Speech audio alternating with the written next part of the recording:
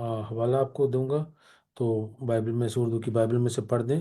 लूका की इंजील है, उसका 8वां बाब है, और उसकी 4थी आयत से लेकर 15वीं आयत तक तमसील और उसकी जो वजाहत यीशु करेंगे उसमें से आज हम सीखेंगे। तो कोई भी आज के कलाम में से जो है। सिस्टर सिस्टर हाँ, रमीला। जी, सिस्टर रमीला से मैं रिक्वेस्ट करूंगी। लूका की इंजील उसका। 8वां बाब है, और उसकी 4थी आयत से 15वीं आयत तक देखेंगे। जी, thank you sister ji. Thank you sister ji. हाँ जी, खुदाम के मुकद्दस कलाम में से हम पढ़ेंगे लूका की इंजील, उसका 8वां बाब और उसकी 16वीं 17वीं आयत। कौन सी आयत? नहीं, 4थी आयत से, 4th वर्स से 4थी आयत से 15वीं आयत तक। 4th आयत से 15वीं आयत तक। जी।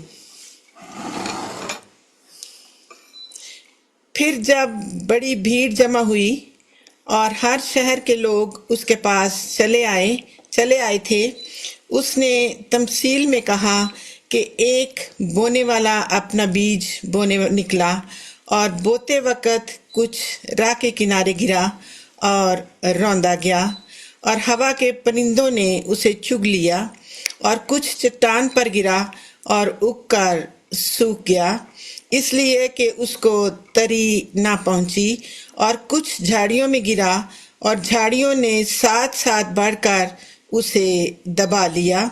सो और कुछ अच्छी जमीन में गिरा और उगकर 100 गुना फल लाया। ये कहकर उसने पुकारा, जिसके सुनने के कान हों वो सुन ले।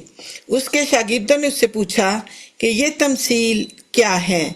उसने कहा, तुमको खुदा की बादशाही के भेदों की समझ दी गई है, मगर औरों को तमसीलों में सुनाया जाता है, ताकि देखते हुए ना देखें और सुनते हुए ना समझें।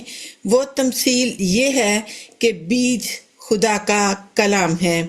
राह के किनारे के वो हैं जिन्होंने सुना, फिर अबलीस आकर कलाम को उनके दिल से छीन ले जाता है। ऐसा न हो कि ईमान लाकर निजात पाएं, और चट्टान पर के वो हैं जो सुनकर कलाम को खुशी से कबूल कर लेते हैं, लेकिन जड़ नहीं रखते, मगर कुछ अर्सा तक ईमान रखकर आजमाइश के वक्त फिर जाते हैं। और जो झाड़ियों में पड़ा, उससे वो लोग मुराद हैं जिन्होंने सुना, लेकिन होते होते इस जिंदगी की फिक्रों और दौलत और ऐश व इशरत में फंस जाते हैं, और उनका फल पकता नहीं। मगर अच्छी जमीन के वो हैं जो कलाम को सुनकर उम्दा और नेक दिल में संभाले रहते और सब्र से फल लाते हैं। खुदा के कलाम के पढ़े और सुने जाने पर हम सबको बरकत मिले। आमीन। आमीन। आ, आज के इस हवाले में से, कलाम में से, ये वो तमसील है जो हमने कई दफ़ा सुनी है, इसके बारे में हम जानते हैं। तो वो चीज़ें जो कि बहुत ही ऑब्वियस है, मैं उसके बारे में बात नहीं करूँगा, क्योंकि वो तो हम सब उनके बारे में जानते हैं। तो चंद ख्यालात इसके बारे में मैं आपके साथ शेयर करना चाहूँगा, जो कि मेरी ज़रूरत के हिसाब से खुदावंद ने मुझसे बात की है, और यकीनन जब मैं उसको आपके साथ शेयर करूंगा तो उसमें से कुछ बातें ऐसी होंगी जो कि खुदावंद यकीनन आपसे भी बात करेंगे। अब एक हिस्सा इसका वो है जो कि यीशु तमसील बता रहे हैं। दूसरा इसका हिस्सा वो है जो कि यीशु तमसील को एक्सप्लेन कर रहे हैं। और तीसरा हिस्सा वो है कि यीशु जो है हमें ये बताते हैं कि क्यों यीशु ने सबको एक्सप्लेन की, सबसे तमसील में बात कर रहे हैं, और इन लोगों को जो है वो तमसील क्यों बताई जा रही है, डिटेल में क्यों बताई जा रही है, उस वो जो है वो तीसरा हिस्सा है। तो पहले हिस्से में हम देखते हैं कि तमसील जो है वो बड़ी सिंपलिस्टिक है, और तमसील जो है वो बीज बोने वाले के बारे में, और बीज बोने वाले के बारे में तमसील इसलिए है क्योंकि बहुत से लोग इस बीज बोने की एग्जाम्पल को बड़ी अच्छे से समझते हैं।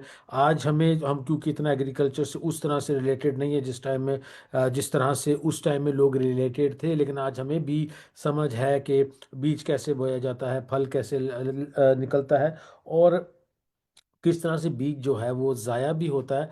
लेकिन उस वक्त के लिहाज से जिन लोगों से यीशु मुखातिब हैं, वो लोग जो हैं एग्रीकल्चर को, उनका ज़्यादातर लोगों का इसी से रिलेटेड पेशा था। और अगर नहीं भी है तो वो फैमिली में किसी ना किसी को जानते हैं जो कि एग्रीकल्चर का काम करते हैं, या कहीं ना कहीं उन्होंने हार्वेस्टिंग में या सोइंग में या किसी भी चीज़ में जो है वो फसल काटने में या बोने में या किसी चीज़ में कहीं ना कहीं जो है वो हेल्प की है। नहीं तो उनके घर के बागों में भी जो है, ऐसा तो होता नहीं था कि जो है वो रेफ्रिजरेशन थी या कह ले कि सुपरमार्केट थी और आप जाके आराम से सब कुछ ले सकते थे, तो उनको इस बात की समझ थी। तो और यीशु की खूबसूरती यह है कि देखें, बात यीशु ने ऐसी करनी है जो कि रिलेटेबल हो, लेकिन बात ऐसी भी करनी है जो कि हो सकता है कि हर एक को समझ ना आए, और उसके पीछे रीज़न है, और वो रीज़न जो है आज के कलाम में हम देखेंगे कि वो रीज़न क्या है।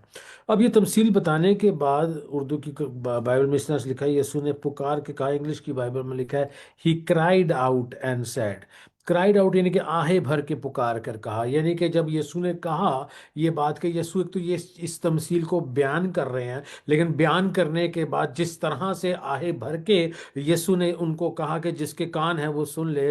यीशु ने इसलिए इस तरह से ये कहा क्योंकि यीशु जो है जब ये तमसील बयान कर रहे हैं तो बहुत ज़्यादा इमोशन से भरे हुए हैं, बहुत ज़्यादा। यीशु जो है उस टाइम में जब यीशु ये बात कर रहे हैं तो यीशु पूरे जज्बे से बात कर रहे हैं, पूरे दिल से बात कर रहे हैं, और इसीलिए यीशु की बात चाहे वो जितनी मर्जी सिंपल हो, वजन रखती है, क्योंकि यीशु जब बात करते हैं तो वो दिल से करते हैं और वो रूह से करते हैं, और वो अपने पूरे कह ले के पूरे मन से कर रहे हैं अपनी बात। उनके वो दिल से, कोई वो रटी रटाई बात नहीं है, उनके वो दिल से बात निकल रही है। और जब बात दिल से निकलती है तो उसका असर होता है। जब बात दिल से निकलती है तो उसका असर होता है। मैं आपके सामने एक हवाला पढ़ना चाहूंगा यूहन्ना की इंजील में से, और उसके छठे चैप्टर में से मैं एक हवाला आपके सामने रखूंगा। 63 वर्स है, यूहन्ना की इंजील है, सिक्स चैप्टर है, छठा चैप्टर है, 63 वर्स है। लिखा है, यीशु खुद, रेड लेटर वर्ड्स है, यीशु खुद कह रहे हैं अपने अल्फाजों में, it is the spirit who gives life. जिंदगी कौन देता है? रूह। It is the spirit that gives life. रूह जो है वो जिंदगी देता है। The flash profits nothing. जिस्म से कोई भी मुनाफा नहीं होता। रूह जिंदगी देने वाला है और वो जिस्म से मुनाफा नहीं होता। The words that I speak, Yeshu कह रहे द वर्ड्स, वो जो लफ्जों की अदायगी है। यीशु कह रहे the words that I speak, वो जो लफ्ज मैं बोल रहा हूँ, जो लफ्ज मेरे मुंह से निकल रहे, the words that I speak to you, जो लफ्ज मैं तुमसे कह रहा हूं, are spirit, they are life. Yeshu कह रहे जो लफ्ज मैं तुमसे कह रहा हूं वो रूह से भरे हुए हैं, और जब मैं लफ्ज वो कहता हूं, वो रूह से भरे हुए लफ्ज जब मैं उनको उंडेलता हूं या अपने अपने मुंह से निकालता हूं और तुम्हारे साथ बयान करता हूं, तो उनके अंदर एक ऐसी कुव्वत है, अगर तुम उसको समझ लो, सीख लो और जान जाओ, तो तुम्हें क्या मिलेगी? जिंदगी मिलेगी। क्या मिलेगी? जिंदगी मिलेगी। अब यीशु ने एक तरफ से ये कहा है कि मेरे जो लफ्ज हैं वो जिंदगी देते हैं, और दूसरी तरफ जो है जब शागिर्द आए तो शागिर्दों ने यीशु से पूछा, what does this parable mean, इस तमसील का मतलब क्या है? लूका की इंजील 8वें बाब और उसकी 9वीं आयत में। और यीशु ने कहा, to you it has been given to know the mysteries of the kingdom of God. जो जो मिस्ट्रीज है खुदावंद की बादशाहत की, वो तुम्हें सौंपी गई। तुम्हें तुम्हें ये शर्फ मिला है कि तुम उन भेद की बातों को जान सको जो कि आम लोग नहीं जान सकते। हालांकि यीशु के लफ्जों में कुव्वत है, यीशु के लफ्जों में ताकत है, यीशु के लफ्जों में रूह है, यीशु के लफ्जों में जिंदगी है, लेकिन वो जिंदगी हर एक सुनने वाला पा नहीं रहा। यीशु ने खुद ये कहा है, ही क्राउ ही 8वीं आयत में, when he said these things he cried, Yeshu ने कहा, आहे भर के कहा, यीशु ने पुकारा, he who has ears let him hear. Yeshu कह रहे हैं जिसके कान हैं वो सुन ले। क्वेश्चन है, कान तो हम सबके ही है ना, कान तो हम सबके हैं, कान हम सबके, लेकिन फिर भी यीशु कह रहे हैं जिसके कान है वो सुन ले। कहने का मतलब क्या है? कहने का मतलब यह है कि सारे नहीं सुन पाते हैं, कान तो हैं लेकिन नहीं सुन पाते हैं। अब आप अंदाजा लगा के मुझे बताएं कितने परसेंटेज लोग हैं जो कि कलाम की बात को सही में समझ सकते हैं?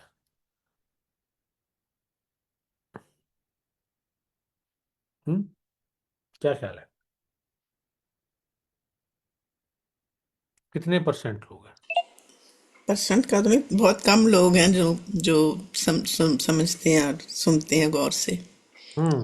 पर अमल और ध्यान देते हैं। आज आपको परसेंटेज भी बताऊंगा। Thank you.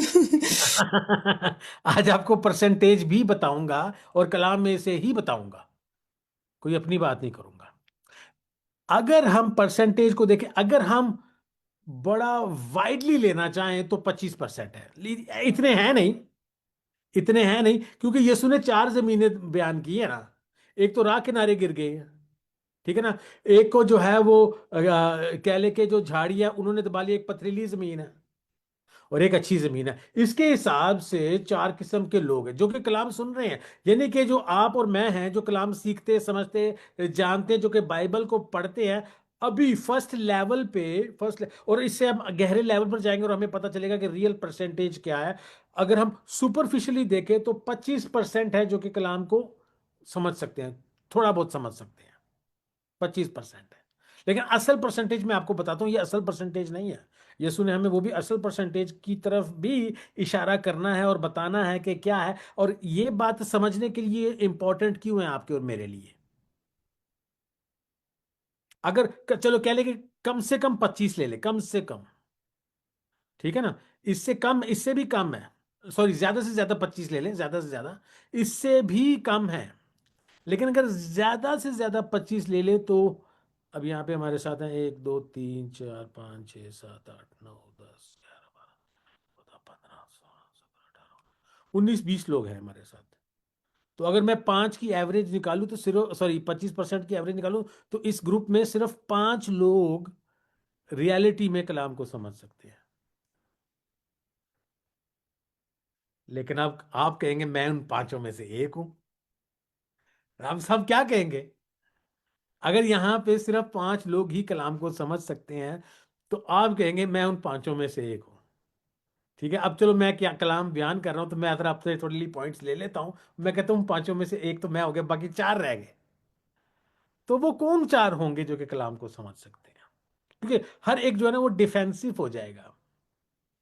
तो मुझे शुरू अपने आप से ही करना है कि मैं ही हूं वो जिसको असल में समझ नहीं, हालांकि मैं के कलाम बयान कर रहा हूं, लेकिन मैं ही हूं वो जिसको कई कलाम की बातें जो हैं वो समझ नहीं है। यीशु ऐसी भेद की बातें करते हैं जो कि मैं, अगर चाहे जब मैं अब्दी ज़िंदगी में दाखिल हो भी जाऊंगा और अब्दी ज़िंदगी में ज़िंदगी गुजार रहा हूँ, पता नहीं कई मिलियंस ऑफ ईयर्स गुजर गए हैं, फिर भी मुझे वो बातों की समझ नहीं होगी। यहाँ से जब हम इस हम्बलनेस के पॉइंट से शुरू करते हैं, लेकिन हमारी आदत ये है कि हम ये बताना चाहते हैं कि मैनू कितना आंदा है, मैनू कितना पता है, मैं कितना जानता हूँ। जब हम इस पर्सपेक्टिव से शुरू करते हैं तो वो बात मुझे क्लियरली दिखाती है कि कुछ नहीं पता। और मुझे भी खुदावंद ये दिखा रहे हैं कि ओवर द टाइम के जो कलाम की बातें, जो जो भेद की बातें हैं, वो बहुत कम लोगों को असल में पता है। अगर हम वापस से लूका की इंजील में जाएंगे और उसके 8वें बाब में लिखा है, यीशु कह रहे to you it has been given, ये 10वीं आयत में, to you it has been given to know the mysteries of the kingdom of God. तुम्हें यह अता किया गया कि तुम भेद की बात, खुदा उनकी बादशाह की भेद की बातों को जानो, तुम्हें यह अता किया गया है। But to the rest it is given in parables, लेकिन बाकियों को तमसीलों में यह बात बताई गई है। क्यों? क्यों? आगे यीशु कहते हैं, seeing they may not see and hearing they may not understand. देखते हुए उनको नजर ना आए और सुनते हुए उनको समझ ना आए। अब क्वेश्चन ये नहीं कि क्यों नहीं खुदावंद कलाम को सिंपल कर देते, क्यों नहीं सिंपल कर देते कि हर एक को समझ आ जाए।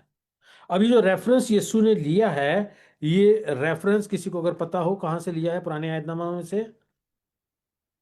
यशायाह की किताब में से लिया है। यशायाह की किताब उसके 6ठे बाब में से लिया है। अब 6ठे बाब में रोया आती है, किसको? यशायाह को रोया आती है। और वो खुदावंद को तख्त पर देखता है और वो कहता है कि, यशायाह कहता है कि मैं तो अब खत्म हो गया, मैंने तो खुदावंद को देख लिया। तो फरिश्ता फिर एक कोयला ला के उसकी जबान पर रखता है और कहता है कि जो चीज़ नापाक थी वो पाक कर दी गई है। और फिर खुदावंद कहते हैं कि whom shall I send, किसको भेजूं मैं? Who shell go for us, who will go for us, कौन जाएगा हमारे लिए? और फिर यशायाह कहता है कि यहाँ मैं हाजिर हूँ, मुझे भेजो। Here I am, send me. नावी आयत में लिखा है, खुदावंद कहते हैं, अब इसके बाद खुदावंद, जब वो यशायाह कहते, खुदावंद कहते हैं कि किसको भेजूं, उसके बाद यशायाह कहता है कि मुझे भेज दे। उसके बाद खुदावंद कहते हैं ठीक है तू जा और ये मैसेज लेकर जा। ठीक है, खुदावंद कहते हैं keep on hearing but do not understand, तुम सुनते हो पर समझ नहीं आती। Keep on seeing but do not perceive, तुम देखते हो और फिर भी तुम्हें समझ नहीं आती। Make the hearts of this people dull and their ears heavy and shut their eyes lest they see with their eyes, hear with their ears and understand with their heart and return and be healed. कहीं उनके, ये खुदावंद खुद कह रहे हैं कि इन लोगों के दिल भारी और इनके कान भी भारी, ताकि ये कहीं सुन के आज़ादी ना पाले, ये कहीं पाके कहीं हीलिंग ना पाले। क्यों ये खुदावंद ऐसी बात कह रहे हैं? क्या वजह है इसके पीछे? सोच के कौन मुझे बता सकता है? हम इस वाले में वापस से आएंगे। लेकिन लेकिन ये खुदावंद खुद क्यों कह रहे हैं कि उनके कान भारी हैं, उनकी आंखों, उनको नजर नहीं आ रहा, वो अंधे हैं? क्या रीजन हो सकती है इसके पीछे? क्यों खुदावंद ऐसा क्यों नहीं चाहते कि लोग सुने और बच जाए? क्या ख्याल है उसके बारे में? किसी को आइडिया हो?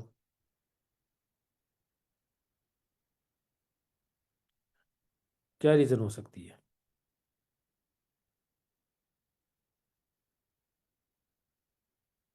क्या सवाल था? मैंने सुना नहीं, सॉरी। खुदावंद खुद कह रहे हैं कि उनके आंखें उनकी भारी हों, उनके दिल भारी हो, कहीं वो सुन के नजात ना पाले। हवाला अगर आप देखना चाहती हैं, ये साया 6 बाब और उसकी 10वीं आयत पढ़े ताकि आपके लिए क्लियर हो जाए। खुदावंद खुद कह रहे हैं ये, या नावी और 10वीं आयत पढ़े ताकि जो है ना, उर्दू में आप जरा पढ़ ले, जरा हवाला और क्लियर हो जाएगा आपके लिए। यसाया 6 बाब, नावी और 10वीं आयत।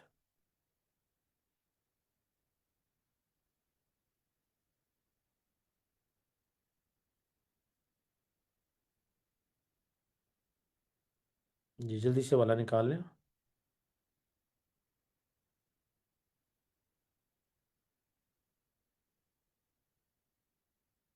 जी, यसाया 6 बाब, नावी और 10वीं आयत। 9वीं और 10वीं आयत।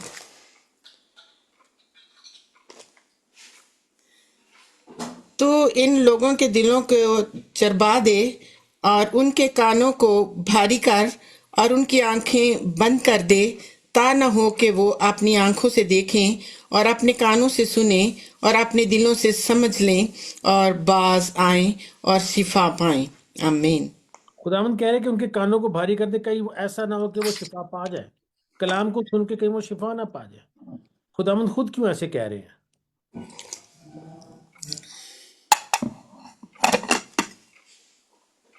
क्या ख्याल है? किसी को आइडिया हो? मुश्किल सवाल है लेकिन इतना मुश्किल भी नहीं है, सोचे। क्योंकि वो सरकश कौम थी, इसलिए खुदावन उनसे तंग आकर उसने खुदावन ने ये कहा। तो ये जो कौम है आज वाली, ये भी है लेकिन हम तो उनको कह रहे हैं ना सर्कस कौम थी, वो तो ठीक है। तो जो हमारी कौम है, इनको तो मौका मिल गया कि ये देखिए खुदावन मेरे साथ एक सिस्टर जी। को फेवर मिली ना। हाँ जी, अब मैं आपका आंसर करता हूँ। सिस्टर उर्मिला, आप प्लीज एक हवाला मेरे साथ निकालिए, दूसरा थेसलिकियो दूसरा बाब, दूसरा थेसलिकियो दूसरा बाब। ठीक है, और उसकी 9वीं और 10वीं आयत पढ़े, हमें जवाब मिलेगा। और अब बात जो है वो पुराने आयतनामा के लोगों की नहीं हो रही है। हाँ जी, दूसरा थिस्सलुनीकियों, दूसरा बाप, 9वीं और 10वीं आयत, ये आखिरी दिनों में लोगों की बात हो रही है। दूसरा बाब और 9वीं और 10वीं आयत। हाँ जी, हाँ जी। हाँ जी। अ, दूसरा थिस्सलुनीकियों उसका दूसरा बाब और 9वीं और 10वीं आयत। हम्म और हलाक होने वालों के लिए नाराजगी के हर तरह के धोखे के साथ होगी, इस वास्ते कि उन्होंने हक की मोहब्बत को इख्तियार न किया जिससे उनकी नजात होती। इसी सबब से खुदा उनके पास गुमराह करने वाली तासीर भेजेगा ताकि वो झूठ को सच जाने। खुदा के कलाम के पढ़े और सुने जाने पर खुदा उनकी बरकत हो। बड़ी बड़ी पावरफुल और सख्त आयतें हैं। खुदावन खुद क्या भेज रहे हैं? गुमराह करने वाली तासीर भेजेंगे कि वो गुमराह हो जाएं। और गुमराह खुदावन उनको क्यों होने दे रहे हैं? सोच के बताएं। आंसर हमने ऑलरेडी इसमें से देख लिया हुआ है। क्योंकि 10वीं आयत ये में से शरारत के फर्जंद हैं, इसीलिए। शरारत के फर्जंद है, लेकिन उन क्यों हैं? वो क्या रीजन है? और ये आपकी और मेरी बात हो रही है, ये गैर कौमों की और ये उनकी बातें नहीं हो रही। ये जो टॉपिक हमारा शुरू हुआ है, ये वहां से टॉपिक शुरू हुआ है कि ये बीज बोया गया। आगे जो यीशु ने हमें ये भी बताया है कि ये उनकी बात हो रही है जिनकी जिंदगी में कलाम का बीज बोया जाता है। उन्हीं में से बहुत कम है जो रियल में रिसीव कर रहे हैं।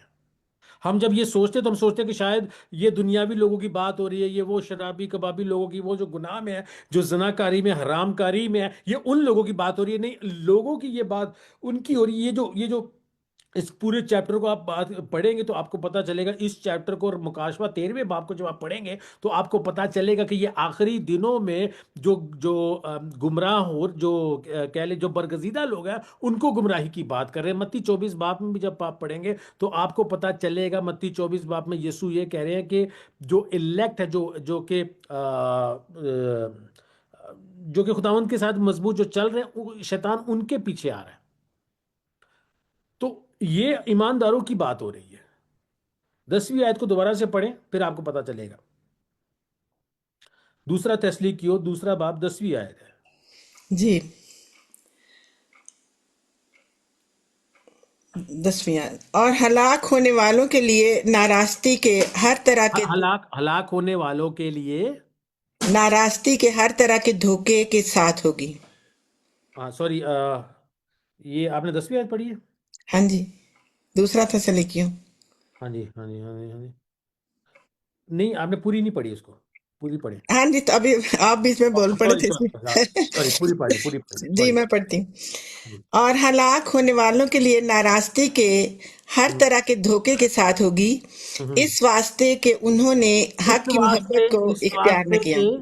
इस वास्ते के उन्होंने हक की मोहब्बत को इख्तियार ना किया।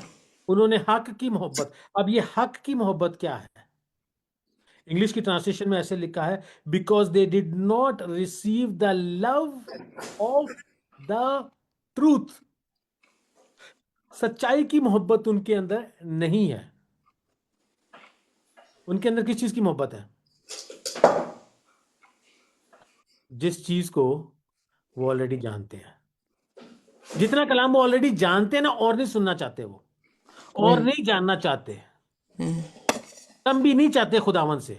ये नहीं चाहते कि खुदावंद किसी खादम को भेजे और वो बात अगर एडजस्ट नहीं हो रही माइंड में, चाहे कलाम में से भी है, तो उसको वो रद्द करते हैं। और वो जब हम रद्द करते हैं तो वो आंखें होते हुए हमें नजर नहीं आता और कान होते हुए हम सुनते नहीं है। अब ये सारी बातें जो हैं वो कहीं ना कहीं जा रही हैं, और कहाँ जा रही हैं वो बहुत जल्द हमें पता चलेगा। लेकिन हम यसाया में वापस आएंगे। हमने 9वीं और 10वीं आयत पढ़ी थी। यसाया 6 बाब 9वीं और 10वीं आयत पढ़ी थी। अब हम 11वीं 12वीं और 13वीं आयत पढ़ेंगे। मैं उस पर ज्यादा वजाहत नहीं करूंगा, थोड़ी सी करूंगा।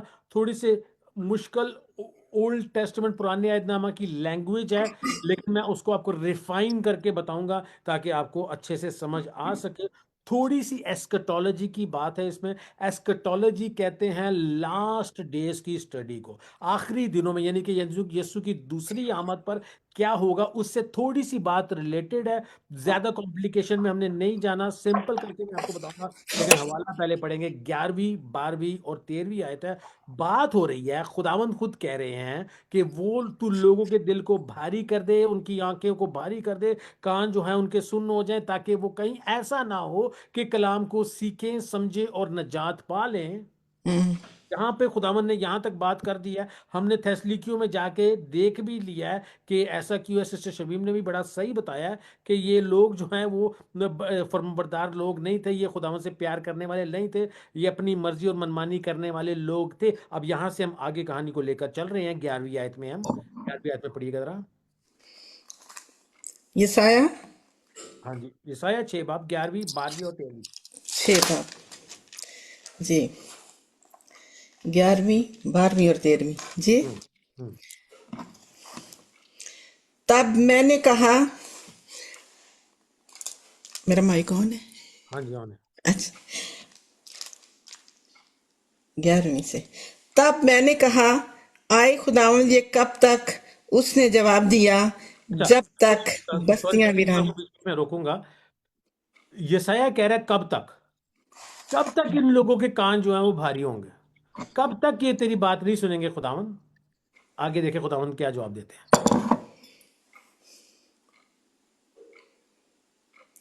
तब मैंने कहा, आए खुदावंद, ये कब तक?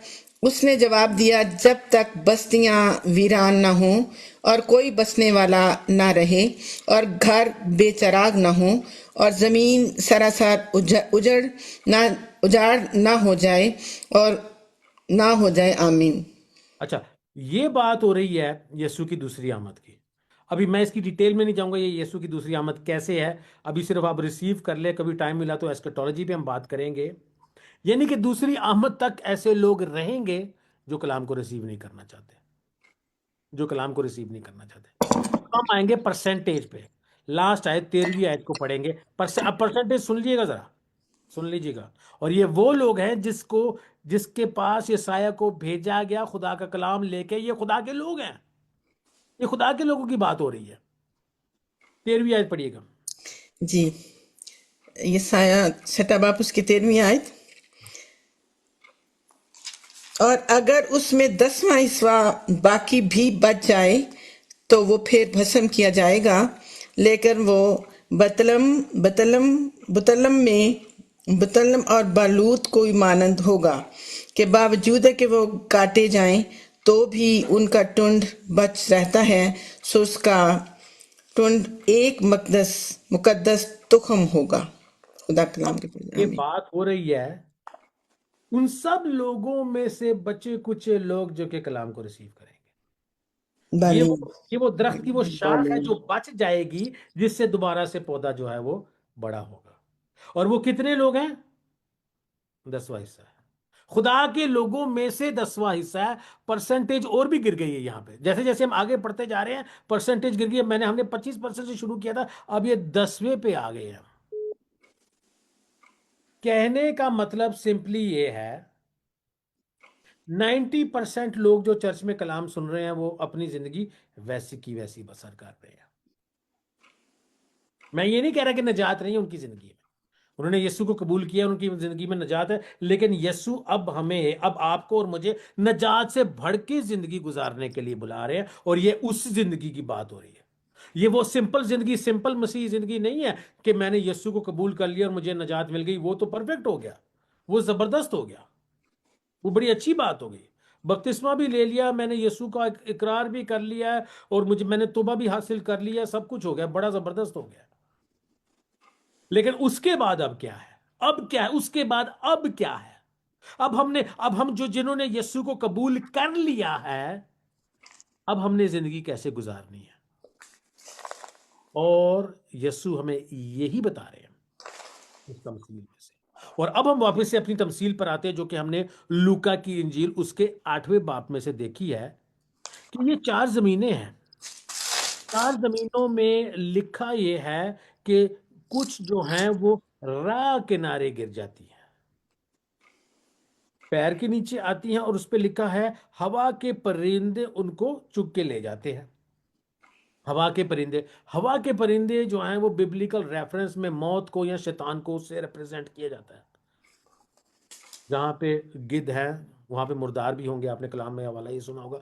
शैतान को और डेथ को जो है वो परिंदों से रिप्रेजेंट किया जाता है। और बहुत से लोगों की जिंदगी में शैतान इस तरह से काम कर रहा है कि कलाम का बीज बोया जाता है वो जस्ट तो जा रहे हैं, शायद मीटिंग भी अटेंड कर रहे हैं, शायद हवाला भी पढ़ रहे हैं, लेकिन शैतान का काम बहुत जोरों शोर से हो रहा है।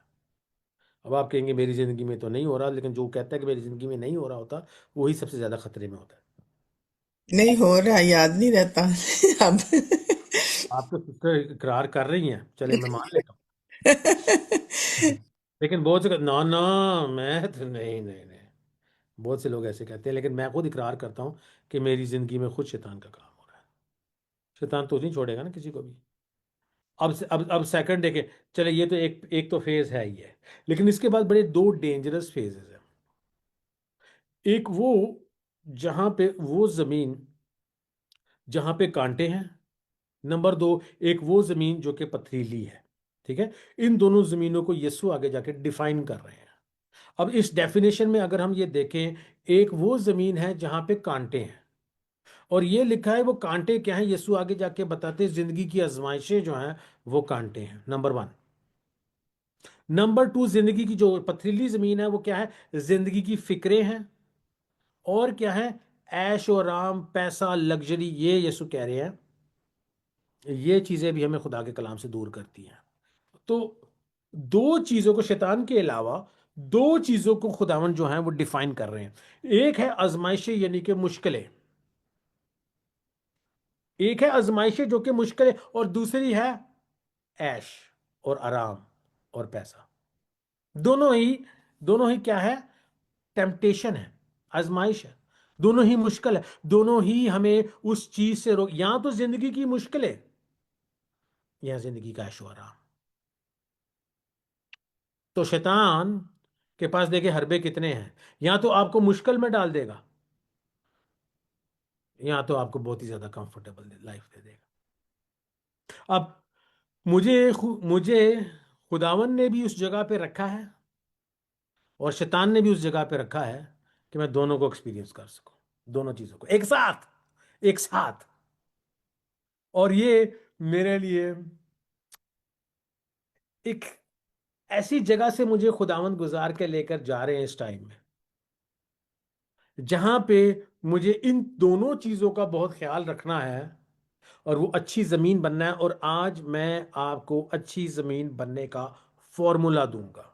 फॉर्मूला, आज मैं आपको अच्छी जमीन बनने का फॉर्मूला दूंगा, और एक ऐसा फॉर्मूला दूंगा जिसको आप डेली मेजर कर सकते हैं, देख सकते हैं। कुछ चीजें ऐसी होती है जिसको आप मेजर नहीं कर सकते, लेकिन कुछ चीजें हैं जिसको आप मेजर कर सकते हैं, और अगर आप उसको मेजर कर सकते हैं, वेल एंड गुड है। आपने वो काम कर दिया, जैसे वो टिक मार्क कर दिया, तो आप कहेंगे यार आज का दिन मेरा अच्छा हो गया। देखिए हम नजात जो है अपने अमाल की वजह से नहीं पाते, लेकिन अच्छे अमाल हमने करने हैं। क्यों करने हैं? क्योंकि दिल से करने, मोहब्बत की वजह से करने, ना कि नजात पाने के लिए। अच्छे काम इसलिए नहीं करते क्योंकि हम नजात पाना चाहते हैं, अच्छे काम हम इसलिए करते हैं क्योंकि हम नजात पा चुके हैं। फर्क है। अच्छे काम हम इसलिए नहीं करते क्योंकि हम नजात पाना चाहते हैं, बल्कि अच्छे काम हम इसलिए करते हैं क्योंकि हम नजात ऑलरेडी पा चुके हैं। नजात पा, अब हम इसलिए नहीं कर रहे, कोई हमारे अंदर मोटिवेशन नहीं है कि यार मैंने अच्छा काम करना है, मुझे जन्नत में जाना, नहीं। मुझे अच्छा काम करना है क्योंकि मैं खुदावन से मोहब्बत करता हूं। मुझे अच्छा काम करना है क्योंकि मेरे दिल से अच्छाई निकल रही है इस अच्छे काम में, और उस अच्छे काम में कि जो मैं नजात पाने के लिए या हमेशा की जिंदगी के लिए कर रहा हूं। क्या है, बहुत बड़ा फर्क है। अब मैंने कहा कि यीशु ने मुझे दोनों दोनों जगह पे रखा है। देखिए, एक जगह पे मेरे पास, और मुझे पता है कुछ किसी लोगों को अच्छा नहीं लगता कि बार बार मैं अपने बिजनेस की बात करता हूँ, लेकिन ये मेरी जिंदगी का हिस्सा है, इसलिए मुझे वो बयान करना पड़ता है, क्योंकि ये जो कलाम है ये जिंदगी है, और जिंदगी की बातें जो हैं उसी में से कलाम भी हम सीखते हैं, और वही हमें जो है, कलाम ही हमें अपनी जिंदगी को सुधारने का और बेस्ट तरीका बताता है कि किस तरह से हमने जिंदगी को गुजारना है। एक तरफ से खुदावन ने मुझे कहा बिजनेस बंद कर दे, 1.5 साल हो गया उसको। एक तरफ से वो तंगी या मुश्किल है, दूसरी तरफ से खुदावन ने मुझे और रुमाइला को एक तरह से बादलों पे भी रखा हुआ है। एक तरफ से मुश्किल भी है, और दूसरी तरफ से खुदावन संभाले में भी है बहुत ज्यादा। ठीक है।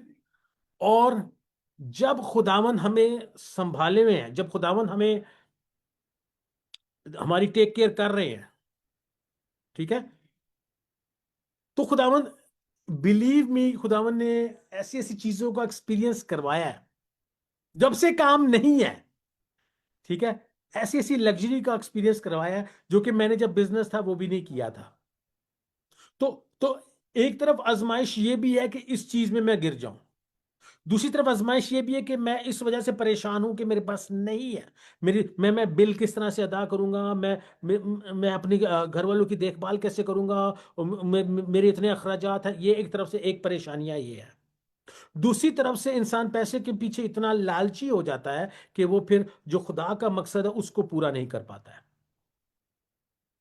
तो ये दोनों से बचने का खुदावन हमें तरीका बता रहे हैं, और बता रहे हैं। ये आखिरी आयत में है, लूका की इंजील 8वें बाब में लिखा है, but the ones that fell on the good ground, लेकिन वो बीज जो कहां पे गिरे हैं, अच्छी जमीन पर गिरे हैं, ones who fell on the good ground are those who have heard the word, वो हैं जो कि जिन्होंने खुदा के कलाम को सुना है, with a noble and good heart, अच्छे दिल से सुना है, पाक दिल से सुना, noble and good heart, keep it and bear fruit with patience।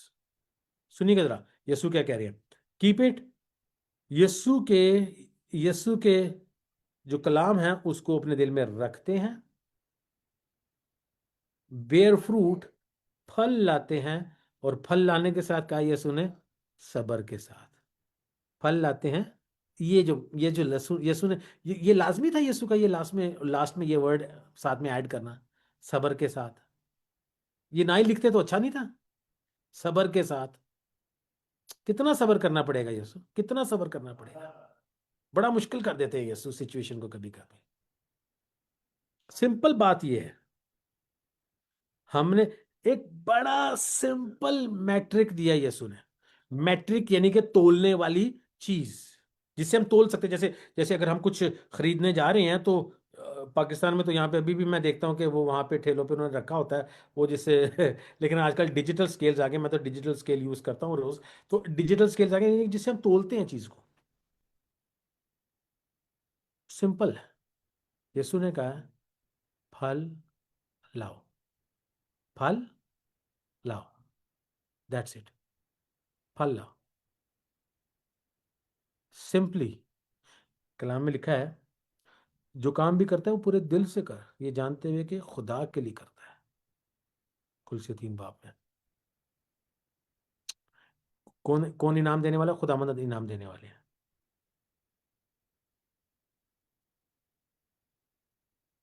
एक क्या मैं आपको एग्जांपल दूं, जो काम आप कर रहे हैं उसमें आपको मजा आना चाहिए। हम्म, ये देखिए, मेरा काम है कलाम आपके साथ शेयर करना। खुदावन ने ये काम दिया है और मैं मजे से शेयर करता हूँ, एंजॉय करता हूँ उसको शेयर करते हुए। ऐसा नहीं है कि मैं घड़ी देख रहा हूँ या मैं नोट्स देख रहा हूँ या मेरे पसीने आ रहे हैं या मुझे पता नहीं मैंने क्या बोलना है, क्या इस तरह का कोई ख्याल नहीं है।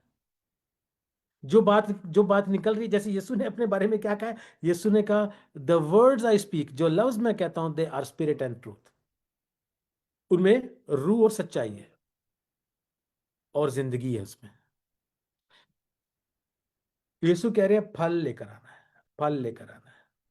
सिंपली, सिंपल कहने का मतलब यह है, खुदावन आपको और मुझे उस जगह पे लेकर जाना चाह रहे हैं, उस जगह पर लेकर जाना चाह रहे हैं जहां पे अब हम उस लेवल पर, ईमान से उस लेवल पर आते हैं। ऐसा नहीं अभी बहुत मुश्किल लग रहा है, लेकिन ईमान से उस लेवल पर आते हैं जहां पे हम ना तो पैसे के लिए कर रहे हैं ना जरूरतों के लिए कर रहे हैं।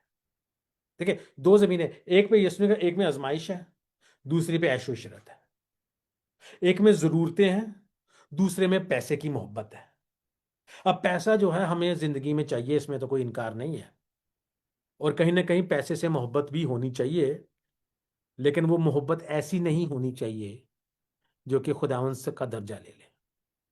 पैसे की मोहब्बत का मतलब है पैसे की इज्जत, कदर और जानना कि पैसे की वैल्यू किधर है और कहां पे हमारी जिंदगी में उसकी कदर भी है और उसकी जरूरत भी है। लेकिन कहीं वो पैसा जो है वो खुदा का दर्जा ना ले जाए। पैसे की इज्जत करनी है, इस्तेमाल करना है। मसला हमारा ये है कि पैसे को हम खुदा मान लेते हैं और खुदा को हम इस्तेमाल करना, हालांकि पैसे को इस्तेमाल करना चाहिए, हाँ, और खुदावंद को इज्जत देनी चाहिए, खुदावंद की इबादत करनी चाहिए। पैसे की हम इबादत करना शुरू कर देते हैं और खुदावंद को हम इस्तेमाल करना शुरू कर देते हैं। खुदावंद ऐ दे, ओ दे, ऐ कर, ओ कर, रेंज कर, ये कर दे, वो कर दे। खुदावंद को हम इस्तेमाल करना। अब लेवल हमारी दुआ का क्या आना चाहिए? लेवल हमारी दुआ का ये आना चाहिए कि अब हम खुदावंद से जो है वो बात करना शुरू कर दें। खुदावंद तेरी मर्जी क्या है मेरी जिंदगी के लिए? खुदावंद आज का कलाम मेरी जिंदगी के लिए क्या है? खुदावंद तेरी इंस्ट्रक्शन क्या है मेरी जिंदगी के लिए? खुदावंद मैं तेरे लिए क्या कर सकता हूँ? ना कि सिर्फ हम उसके बेटे बेटियां, हमने मांगना भी है, लेकिन ईमान के उस लेवल पर हमने आना है एक टाइम के बाद जिसमें अब हम मांगने से बढ़ के हम उस तरह की ताबेदारी में आ जाते हैं कि हम ये कहते हैं, खुदावंद मैं तेरे लिए क्या कर सकता हूँ आज? और खुदावंद फिर इंस्ट्रक्ट करते हैं, ये करना है, ये करना है, ये करना है, ये करना है, और आप करते चले जाते हैं, इसलिए क्योंकि खुदावंद से मोहब्बत। अब बैक ऑफ द माइंड इस चीज को, बैक ऑफ द माइंड इस चीज को तर्क करना कि मैं अपने बिल्स कहां से दूंगा। आज मेरी जिंदगी में एक ऐसा एग्जाम्पल में मैं कसूर गया हुआ था किसी की मदद करने के लिए। मेरे पास 20,000 रुपए थे, उसमें से उसकी मदद करने के लिए 17,000 मैं लगा के आ गया। मुझे कुछ नहीं मिलना था, बस मैं वहां पे गया, खुदा के रूह ने बोला, दवाइयाँ खरीदी, उस खानदान के लिए राशन खरीदा, डॉक्टर्स को बुलाया, कुछ मसले थे उस फैमिली के अंदर, गरीबों में विजिट करने गए हुए थे। तो आउट ऑफ द नोवेयर खुदावन ने दिल में डाला और मैंने कर दिया। मैं वापस आके घर को, मैं रुमाइला को बताया, रुमाइला ने कहा इतने तो पैसे तो हमारे पास खर्च करने के लिए, जेब पर्ची के लिए इतने ही थे। मैंने कहा कोई बात नहीं, खुदावन के लिए कर दिया। आज शाम को कोई घर पे आया, हमें 50,000 दे के गया। हमें नहीं पता था, हमें नहीं पता था इस लेवल की खुदावन जो है आपको दावत देना चाहते हैं कि आप खुदावंद की आवाज को सुने।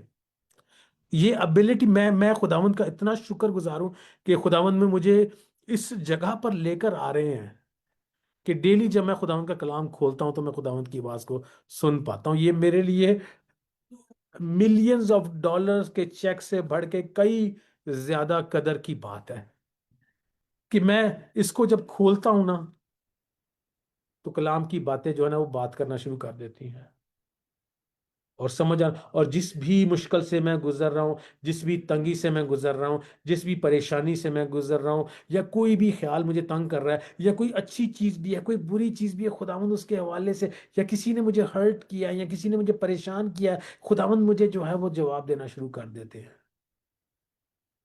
और इस कलाम में से खुदावंद ने मुझे पता है क्या कहा है?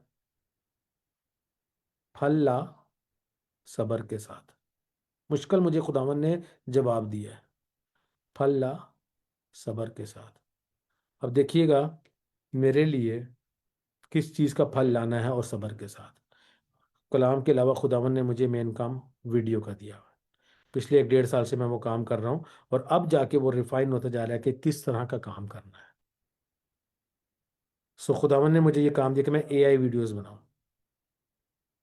अब उस जिस लेवल की, आज मैंने एक वीडियो अपलोड किया है और उस वीडियो पे पूरा 1 हफ्ता मैंने काम किया है। जिस लेवल की खुदावन ने मुझे वीडियो बनाने के लिए कहा है, वो ऐसी टेक्नोलॉजी का इस्तेमाल करना है जो कि अभी अभी जो है वो कुछ हफ्तों के अंदर वो अवेलेबल हो रही है। अभी तक वो पूरी तरह से अवेलेबल भी नहीं है।